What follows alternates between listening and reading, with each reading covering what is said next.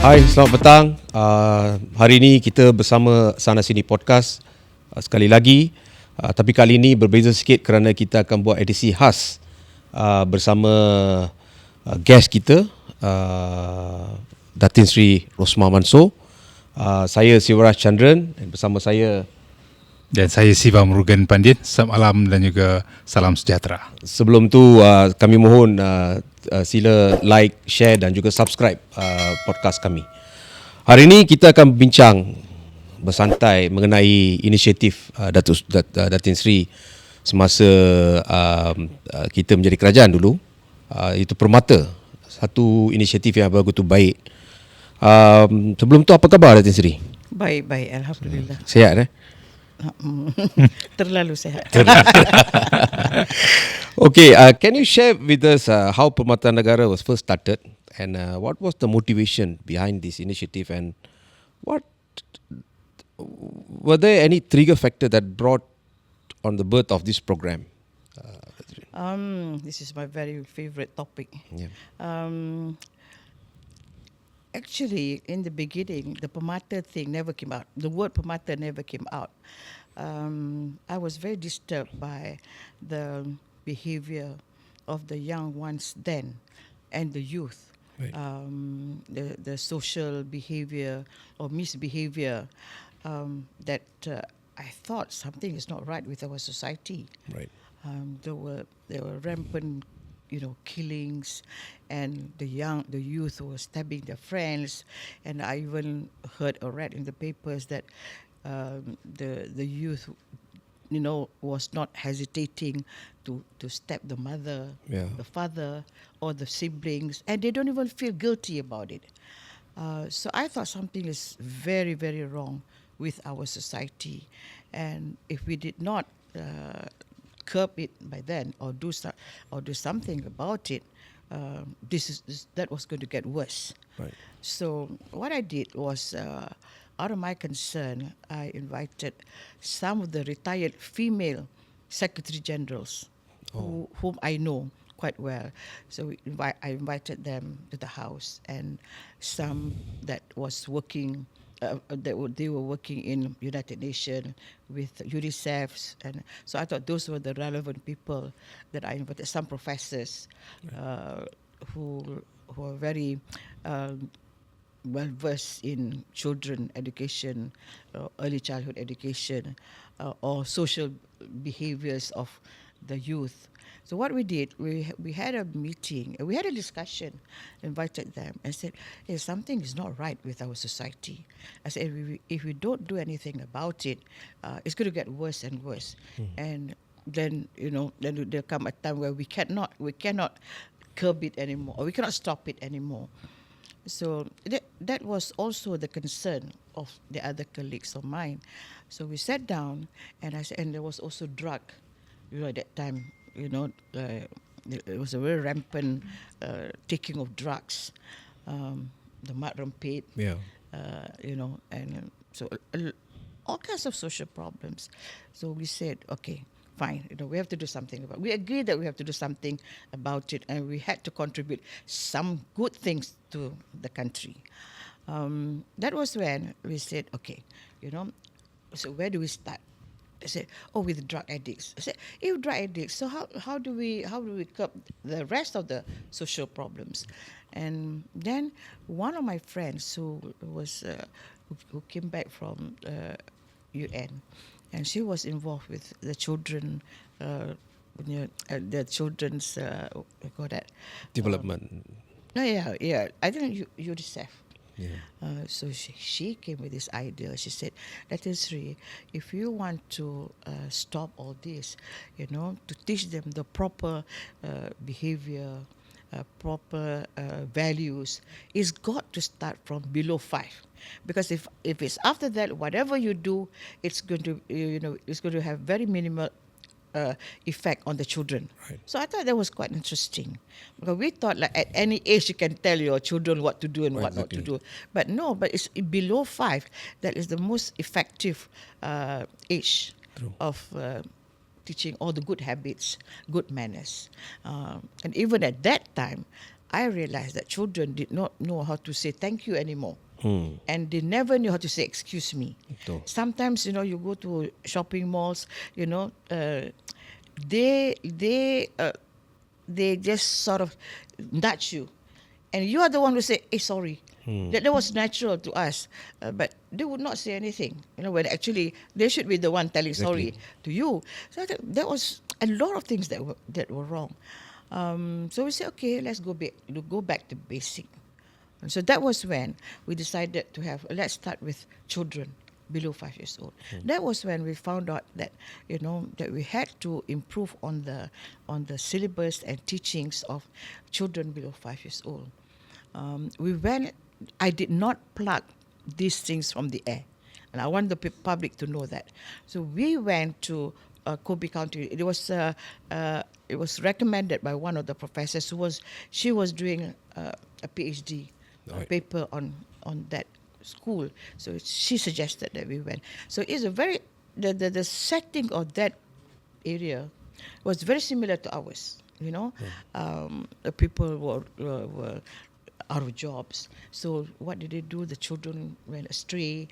The parents did not care about the children. They just didn't care about the welfare of the home. So we went there. So we went and we saw what was taught to the children. But when we went there, the school was already very well established. Right. They had koperasi, where they take things from the factories, and then they improve on it, and they sell to the other schools. So I thought it was very interesting. Then we took the syllabus from there, and what was interesting is that the children, they don't learn 2 times 2, 2 times 5. Right. The concept that learning is fun, and at that age, you must make learning should be fun to the children, so that they want to learn more and more, without having the strain of going to school and say, oh, the teacher is going to give me tests, that kind of thing.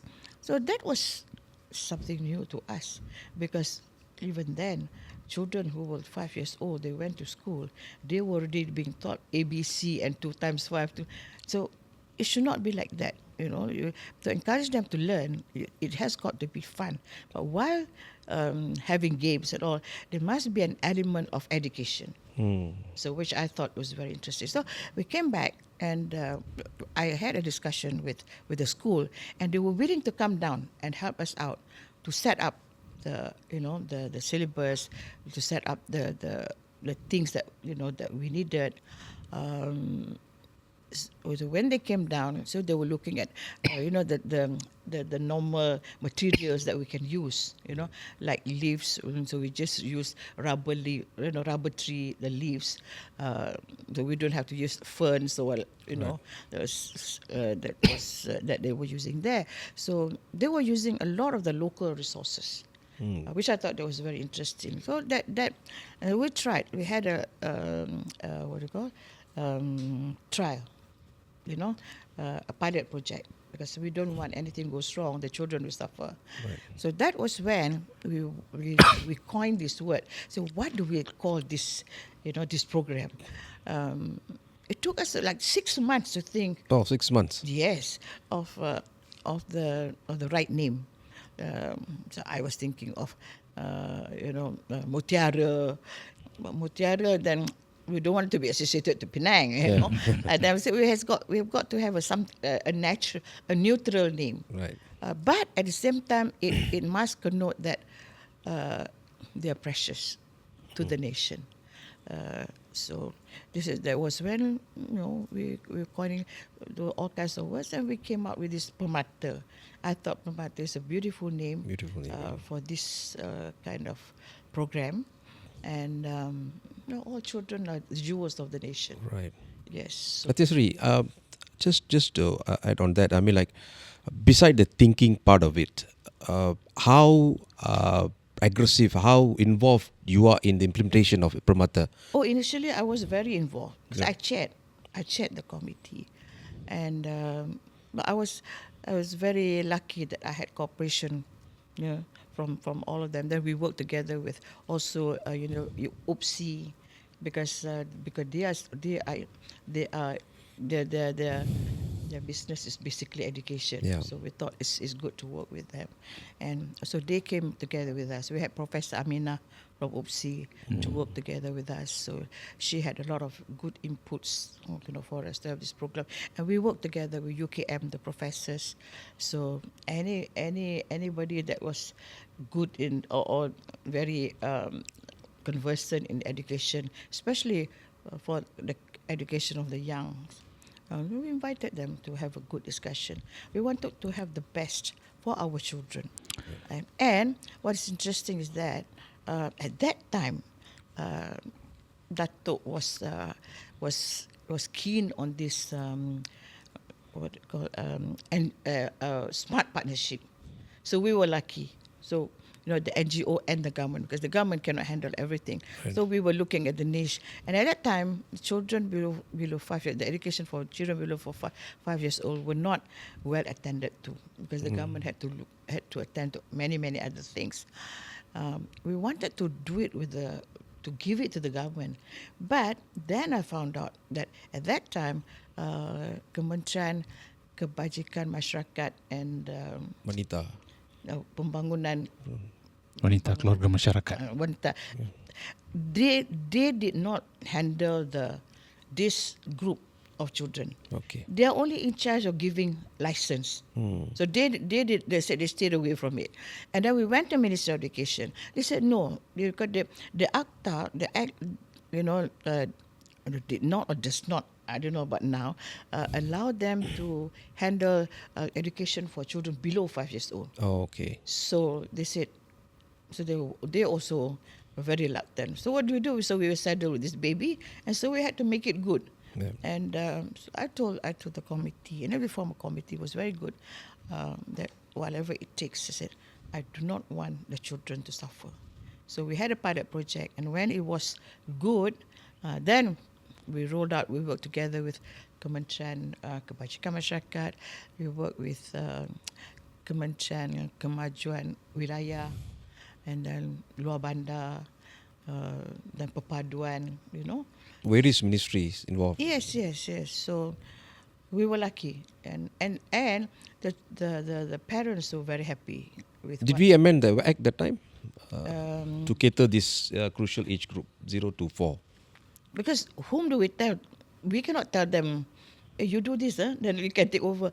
But I expected it to come. But Ministry of Education were not very keen, because at that time, education for children below 5 years old, called TASCA, is all done under various ministries. It was not like, under Ministry of Education. No. So each ministry have got their own syllabus. Kemas, So we wanted to TASCA. standardize that. And this program, what is interesting is that the parents must come from rural areas or urban poor. And they should, if it's in the urban areas, the parents should, the income should be below 3,000. Okay. So we're not interested in rich kids. So we were catering more for this kind of kids. The B40 group, especially. Well, at that time, there was no B40, so it came in later, I suppose, the B40 group. Yeah. So the parents are very happy, because they said that, after the children, gone to our school, their children became more responsible. They wake up in the morning, they wanted to do their beds, they're keen to go to school, because no exam. Everything is fun. Everything is games. So that was very encouraging. Yeah, that's really, I would like to reiterate what YB Sivarraajh have said earlier, that this is the first podcast with special edition, and we like to express our gratitude and appreciation to have you. I had to ask permission from my husband. How's Dato Sri doing? He's good. In fact, many times we have repeated in our podcast, Sini, that among the great thing he has done is for the benefit of the Indian community, especially through the Indian Blueprint back in Yes. 2017. I heard about that. We had a special episode for that. Yeah. Najib. To actually evaluate what he Yeah. has done, especially on the Indian community. But back to Permata, I think there's another program which is very close to your heart. And the uniqueness of Permata, I think, we have seen among 500,000 kids benefited from this program between 2007 till 2017 actually. So how do you see the initiative behind this program? How can we bring it forward more than what we have achieved? Because you said earlier, among the group that focused on Permata is the B40. So how can we develop further? I think before we go to that, Professor, I think from this kindergarten, we expanded to other programs because we wanted it to be a very comprehensive program for all children, if possible. So we went to Permata Sini because I look at the children; they have so much talent. But where are they going after this, So we said, then we should have this Permata Seni where those who are good in dancing, they go for dancing. That we work together with Ministry of Culture. So that was when the group Permata Seni was formed. And I'm so happy that they went all over the world to perform. They even went to China, went to New York, and they went to Dubai to perform. So and people were very impressed. And I think after that, a lot of the countries or many of the countries when they saw our program, so they also initiated on their own. So I have discussions with the leaders' wives, and they were very happy seeing what we have done. Then we branched out to Permata. Kurnia. Permata Kurnia is way down the line. We went to Insan, Pintar. No, Permata Insan. No, not Insan. Pintar. Yeah, we Pintar. went to Permata Pintar because I was looking at that time. I said, can't anybody realize this? That when I was in certain countries, they have got this program for Permata for Pinta, gifted children, and a lot of our children, they have gone overseas to have their further education, Right. and that to me is a complete brain drain. We have it. Why are we giving it to other countries? And then when they get first class honors, say, that was from Malaysia. So, but I thought at that time we had to have it in our country to stop that brain drain. And these children, they don't have to come from urban areas. They can come from rural areas because we tested them on their brain, on the power of thinking, on the intelligence. It was not like what they study in school. Then you have examination for them. That I went to John Hopkins University Center for Talented Youth. So I spent like a whole day there, and I even had discussion with the professors. And then they said at that time they were looking for a country that can handle this youth program, on leadership, but this part of the world. And so we came in quite just in time for that. So they came down and they helped us out. So we worked together with UKM. And at that time, we were having only the Permata Pinta, but not the school yet. So we started with the like a summer camp. We call it not summer camp. We have holiday camp.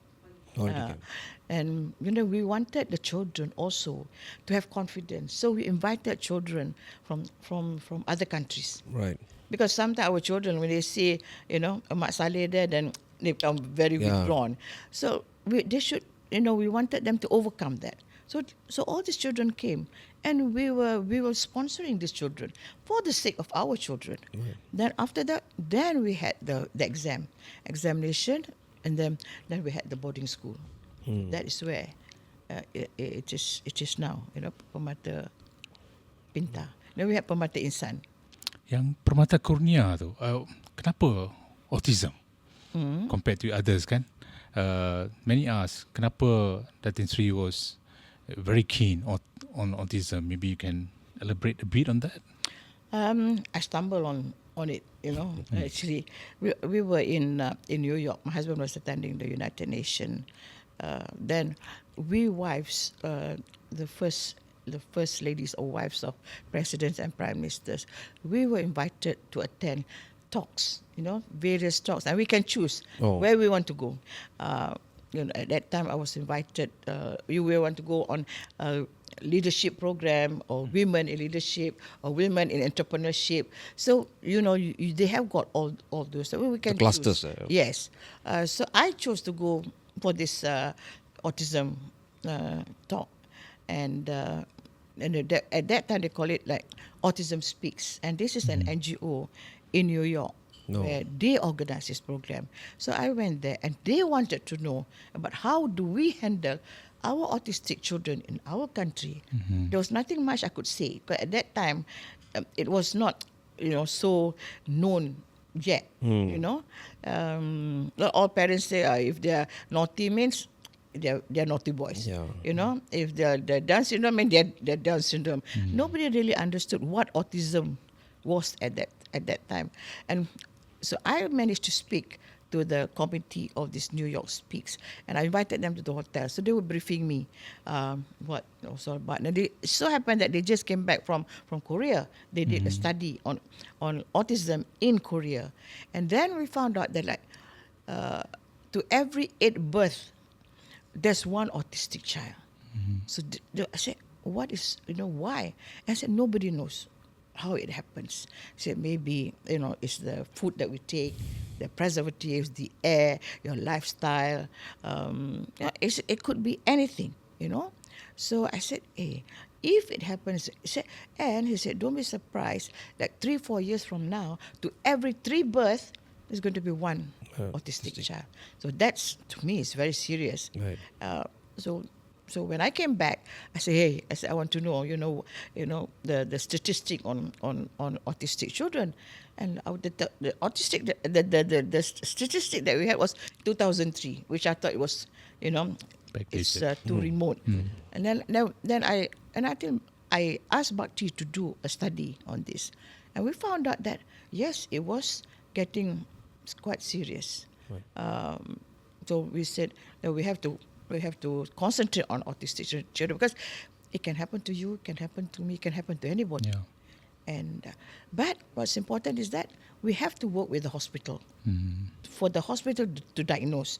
And I learned that autism has got different levels. So not all autism is, or you can put in in a class where the deaf and the dumb. No, because these children, they need special treatment. And most of them, they are good in certain subjects, but they're very ordinary in other subjects, or they're very poor in other subjects. So I said, why don't we develop the subjects or the areas that they're good in? And then the rest, I said, we just, we sort of give a supporting service to them, but concentrate on their good. Because some of these children, they're very good singers, they're very good musicians, and we found this boy who was very good in piano, but he's got a fixed mind. So that's one of the traits of an autistic child. I found it very, very intriguing, and because we told him, so he does when he plays the piano, he doesn't look at the notes. Everything is inside Naturally. Yes. So I said, hey, this boy is something, And the thing that really, made me laugh was that the mother told me, said, if you tell him to play 3 songs, he must play 3 songs. Don't tell him, say, no more, 2 songs enough. He said, no, I'm playing 3rd song. He doesn't care whether you're coming or going, but he's going to play his 3rd song. Or if you tell him to play 2 songs, and then you want him to play 3 songs, he said, no, I only played 2 songs. So he just stood up and left. So I thought it was quite interesting to understand the traits of these kids. Yeah. And I know of a child who was very good in chemistry. He was only 7. In fact, I even told the parents to send him to our Permata, um, a school. I said, never mind, let him go, because he's being supervised by the professor.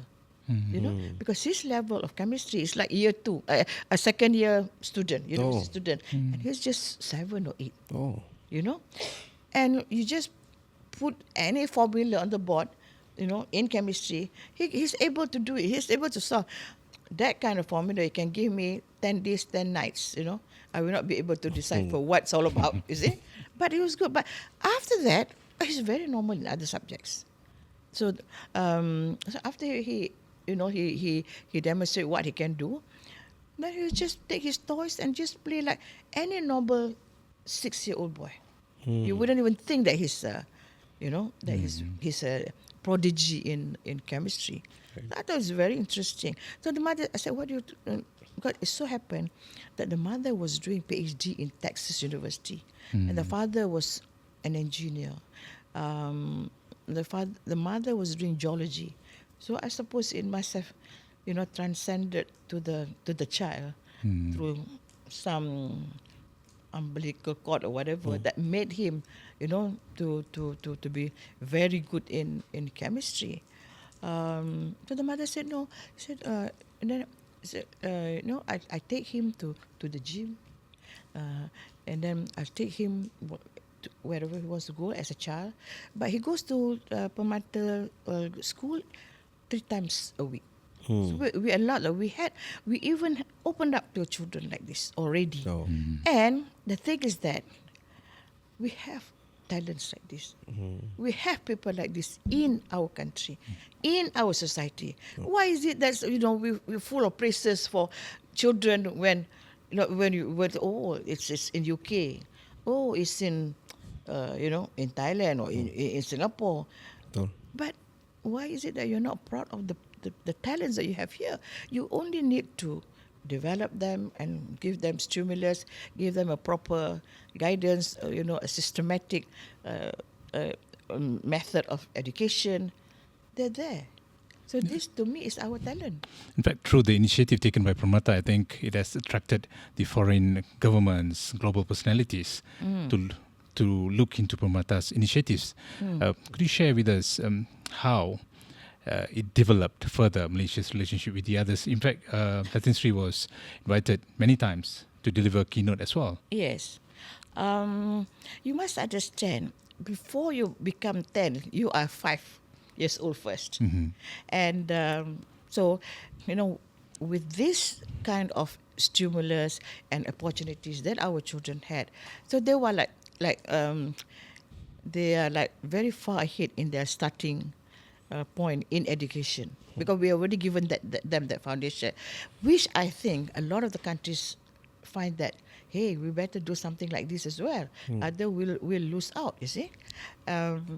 So that was when I think you talk about developing human capital. You don't talk about starting at university. You have to start from human capital. Starts from children, and if possible, you should even develop this stimulant when the baby is in the stomach. This is why fathers are encouraged to speak to the child when the baby is in the stomach. Do you know that? Not? Yeah, I know. You sure? Yeah. Terbaca kan.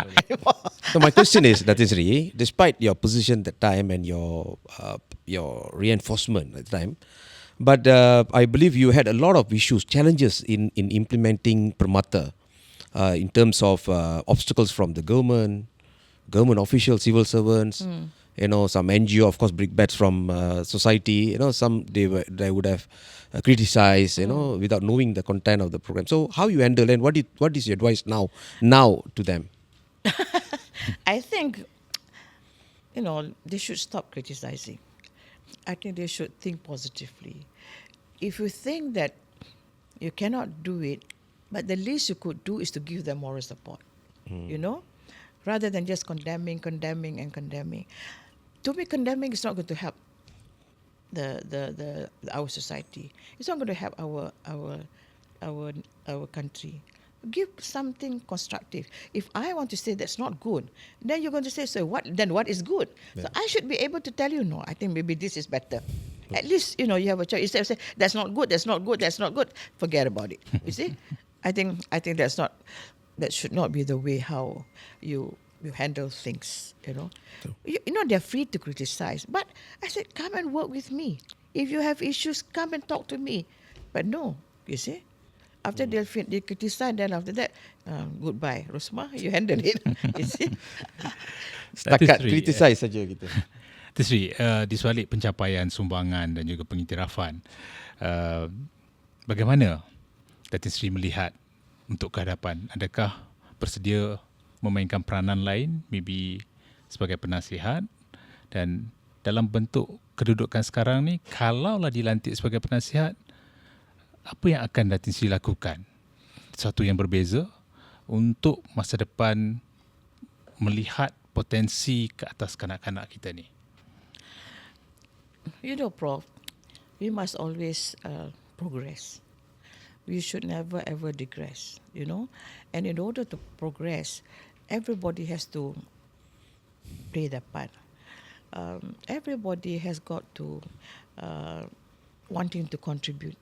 If each and one of us, citizen in this country, wants to do good for the country, wants to contribute, you see, but you must be ikhlas, you must be honest.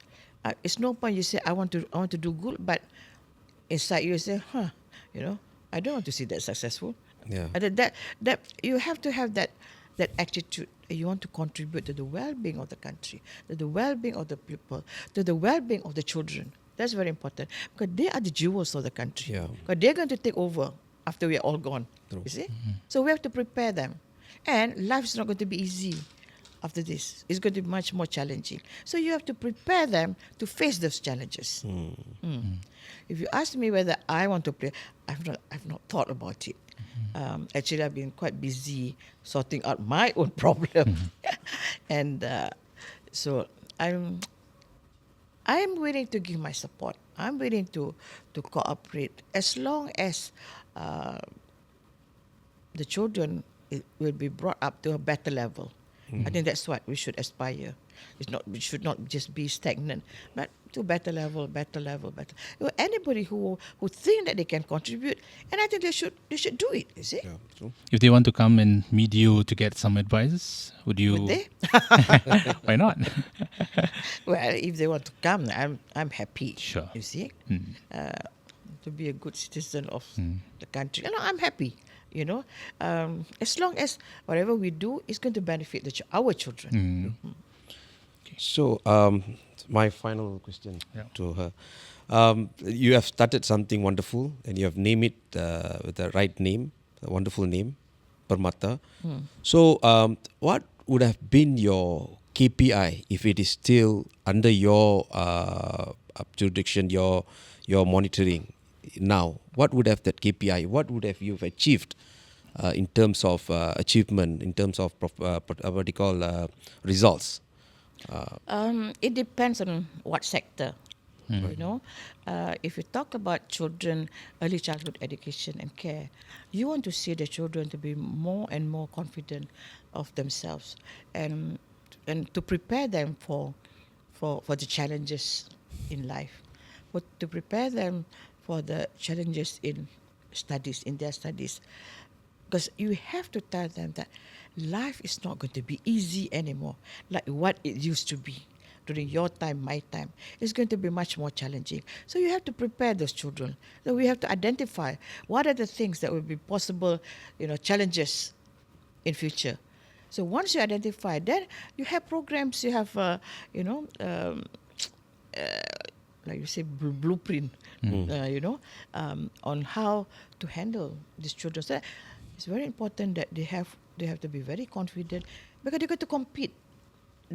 You talk about globalized world, so they're not just going to be in Malaysia. They're going to compete with the children from other parts of the world. Right. now with all this computer and then AI, whatever you have it, you see. So it's going to be very challenging. So we have to prepare our children for those challenges. And then if you talk about bekas remaja, my KPI would be how many of these children or these youth have given up their motorbikes and they've got ambition. We managed to do that, and I was so happy with the first intake of this youth. After 1 month or 2 months, they went for the training, and we were very strict with them. I worked together with the police, so I had to call the police and say, okay, you tell me, in KL itself, how many mat rempit you have? I was shocked. 30,000. Oh, they have statistics for mat rempit. 30,000. And I said, why? Because these children are not interested in going to school anymore. They just want to have fun, especially in the Felda areas. So I said, okay, we have got this program. We were working together with UKM. We had good volunteers. The professors in UKM were also volunteer. So I said, okay, so we have got this module. So I said, we want to take this mat rempit to come and attend our module. So about 1 month, 2 months. 2 months. And I said, don't force them. If you force them, they're going to rebel. Because these are the rebellious group of the youth. Yeah. So I said, let it be on volunteer basis. Out of the 30,000, you know how many volunteered? 30. So the police said, Datin Seri, I'm so sorry, we only got 30. Never mind. I said, 30, what? 30. 30. So I 1%, said, never mind. We take them. I said, because this is our first trial. And so we took the 30. Because if they volunteer, then they're interested to change. If they're not volunteers, no point. Okay. Yeah. So we sent them to UKM for this kursus. The police had to guide them. Because you know why? They were so scared that somewhere along the way, they might just take the motorbike and make you turn. And I think 1 or 2 Did that? Oh. Did. So I think in the end, we got only about 28 of them. But after the 2 months, they came out. Oh, they were beautiful youth. Okay, they cut their hair, the normal long hair, and very, very well behaved. And they were already dancing the zapin, and they're very good. So I said, hey, this guy good looking, huh? Because when he had his long hair, I never thought he was good looking. Yeah. But when he was cleaned up himself and he was behaving himself like a gentleman, so I said, hey, we can change them. But it's just that you need to have effort and you have to spend time with them. And what's interesting is that we make them talk after the class, after the like their graduation. So I make a point to come because I want to see what we have done, whether it's successful or not. One interesting was that we said, okay, each and every one of you must tell us what you want to do after this. Not that you have undergone Right. 2 months, and you also tell us the experience that you had during your kursus. You know what they told me? Datin Seri, when we first came, it's worse than Pusat Serenti. I said, why? Because no cigarettes, no phones, and every morning before they go to their class, we have to test them whether they're on drugs or they smoke or not, So for the first 2 weeks to them, it was hell. Yeah. But after that, they enjoyed themselves. And I said, okay, fine. You all tell me what you want to do after this. Okay, one of them said, I want to become a mechanic. One of them said, I want to go for further studies. And what was interesting was that I think 1 or 2 of them said, what do you want to do? I want to be police. I want to be in the police force. Say, why? Because I want to catch my friends. And I want to make sure that they come to this class. Which I thought, it's interesting. You think that they are just naughty boys. But no. Betul. Good, very good, So, Okay. No, I think we have covered all the issues. as I said, it depends on the various sectors. My KPI, you see, because not all the sectors are, but you cannot apply the same KPI. Sorry. Okay, Datin. Thanks for the wonderful interview. Yes. That's why I said I'm very passionate about this. I can talk to you like that tomorrow morning. Yeah. It's a great pleasure for us actually for Sini to have you Yeah. and to relook to the initiative taken earlier. And in fact, the government or any authority can revisit Yeah, again. but I was quite disappointed when they changed the name to Genius. what's it? Genius. Genius.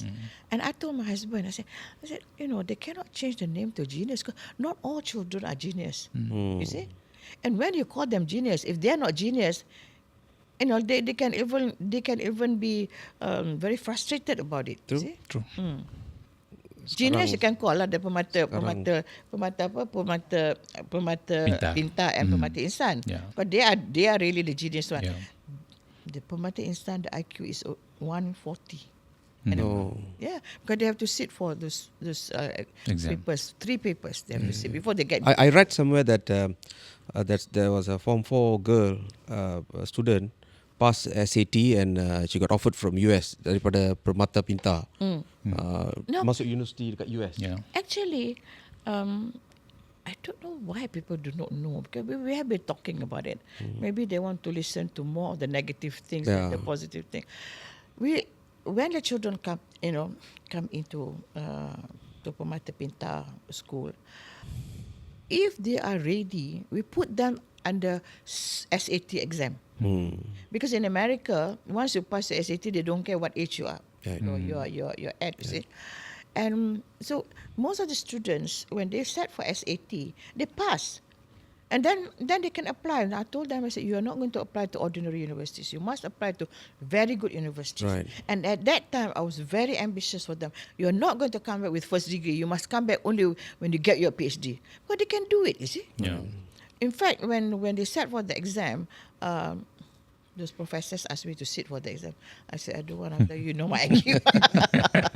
Because you have to be 140 and above. Right. Thanks Datin Seri.